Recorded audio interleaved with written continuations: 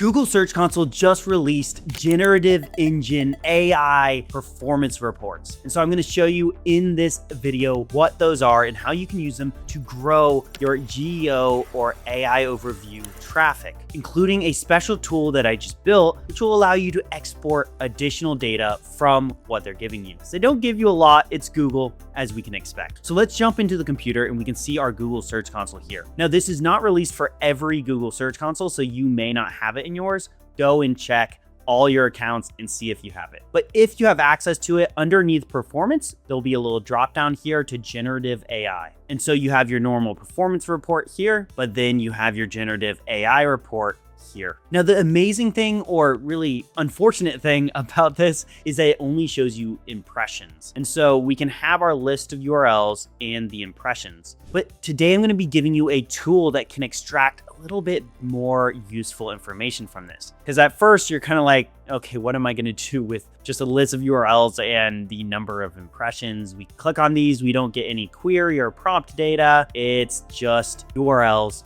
and the impressions. But if you're sleeping on this, you really shouldn't be, because just with this amount of data, along with a couple other data points, we can figure out a lot about our AI visibility directly from a useful and first-party source, Google. Particularly on AI overviews and AI mode, this won't apply to ChatGPT or any of those. We can talk later about them. Now, what we're going to do here is that we are going to open up in the description my new tool. Just built this really quick. It's called AI Share. So this shows you a lot more information. So it'll be in the description. Open up this URL. From there, we're going to export this data. We can just use a CSV. It'll export these oftentimes as a zip. So we can open that up here and we'll just extract this information. I'll put it off to the side for now. We're then going to go into performance, and for both of these, let's just make sure I did that. Let's set them to 28 days. They will default to 3 months. This is a new feature, so it actually does not have 3-month data. I think this ends at May for me, and we want both data points to be accurate. So we're going to set this to 28 days, and then we're going to export the actual GSC data for 28 days as well. So that 28 days thing is important. If you don't, your data might be, your outputs from this tool won't be as good.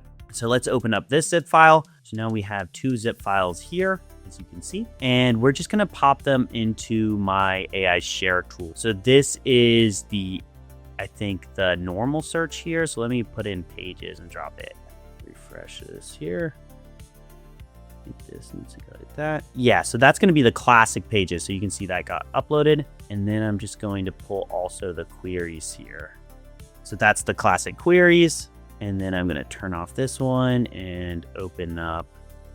This is the AI performance. And I'm just going to grab this pages here and post it in there. So once you do that, you're going to also have the brand terms. I'm going to hide some of this information just because it's client information, but you can add in your brand term here and it will give you a little bit extra data. But anyway, we can click analyze, and now we can get something very interesting. So what we're getting is AI share. So you have your AI impressions, and then you have your Google Search Console impressions, and then you have your keywords on Google Search Console. All of this, we can get a lot of information on a few things that will be useful to us as we're thinking about optimizing for AI search. So what's awesome is now we have all of the top AI share, AI impression URLs with their likely keywords. So this is just mapping the Google Search Console keywords to the pages. A lot of the ways that people search on AI or prompt is fairly simple, similar to Google. And so from these likely keywords, we can generate likely prompts.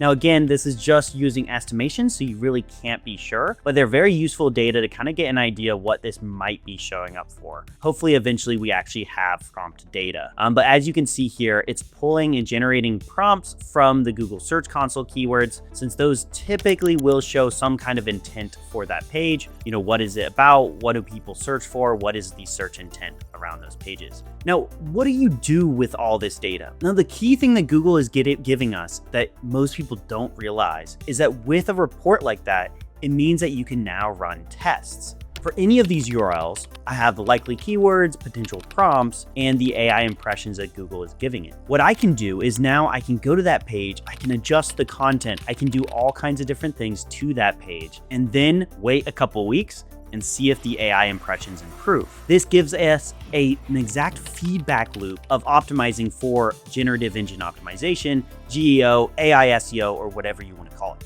This workflow or this feedback loop is going to be what allows you to truly understand what Google is looking for when it comes down to AI, overviews, and what actually gets cited. You can download this file so that you can go through it, but even more important, if we scroll down here, we can see what to do with it. So there's a couple things here. And so that one, we can look at the AI winners. So these are pages that are punching far above on the AI surfaces. We can study their format, study why Google may like these pages. We can enter in those prompts that it is guessing, and we can see if it's showing up, what parts it's extracting, and so on. We can then look at a refresh queue. So these are the pages that are really doing well on Google Search Console organic and doing very bad or has a very low percentage of the AI results. That's why these might be good opportunities to refresh, check out, and potentially add in some optimization. We also have a couple input fields here on just some interesting data that we pulled out of the AI performance report. So here we actually see some impressions on merchant feed URLs, which is very strange, on raw image URLs, and all kinds of things like that, as well as